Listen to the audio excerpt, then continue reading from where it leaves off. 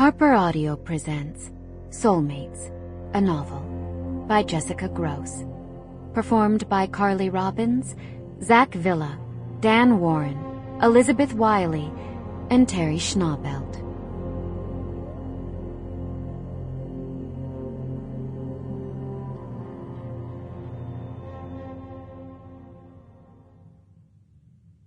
Dana. I was waiting for a coffee at the bodega down the street from my office when I saw his eyes blazing back at me from the cover of the New York Post. The cheap metal prongs of the newsstand were blocking the headline and most of his face, but the eyes alone tipped me off.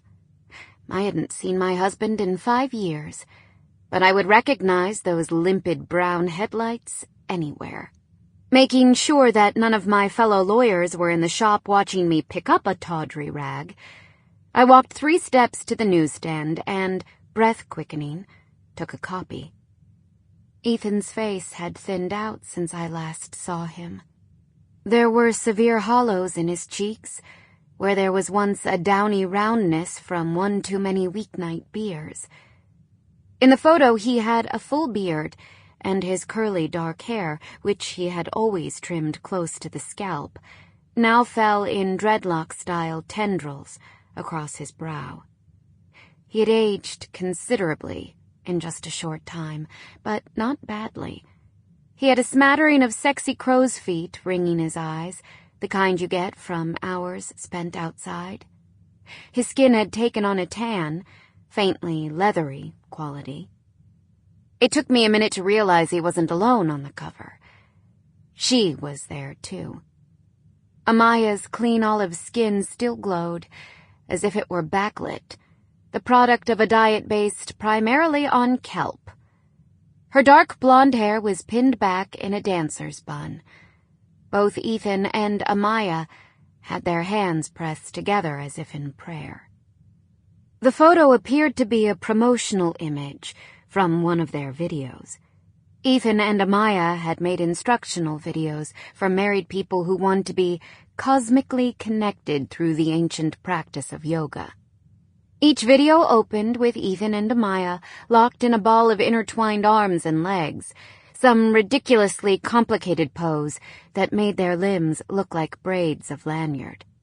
After they unfolded, but before the opening titles rolled on screen, Amaya bowed to the camera and said slowly, in an even, condescending tone often used by preschool teachers, "We want to teach you how to share each other's consciousness. With our help, you can have the closest marriage." I committed that line to memory, after watching and re-watching every video on their YouTube channel, even the one that was just a dog nosing around a pile of sand. In those bitter months after Ethan left, I had a Google alert for his name and for Amaya's name, and then for their names together. The videos popped up about 6 months after they ran off together. At first, I tried to figure out where the videos were made. It had to be San Francisco, right? Isn't that where people go when they leave their wives for yoga instructors? But I never could find any trace of Ethan or Amaya in my public records searches. There was no evidence of an apartment, or a new driver's license, or even incorporation data for when 2 become 1, the name of their company, according to the videos. Ethan had shut down his Facebook account right before he left me, and never reactivated it. The videos were the only real thing I had. Ethan's face looking up at me from the cover of the Post brought everything welling back up. I was so wrapped up in searching his new crow's feet that I had missed the headline splashed in luridly enormous type across the Post's front page. Namaste. Yoga couple found dead in New Mexico cave.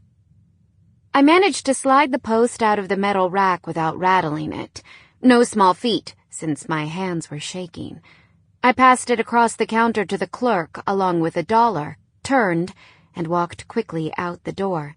Miss, your coffee." Sample complete. Ready to continue?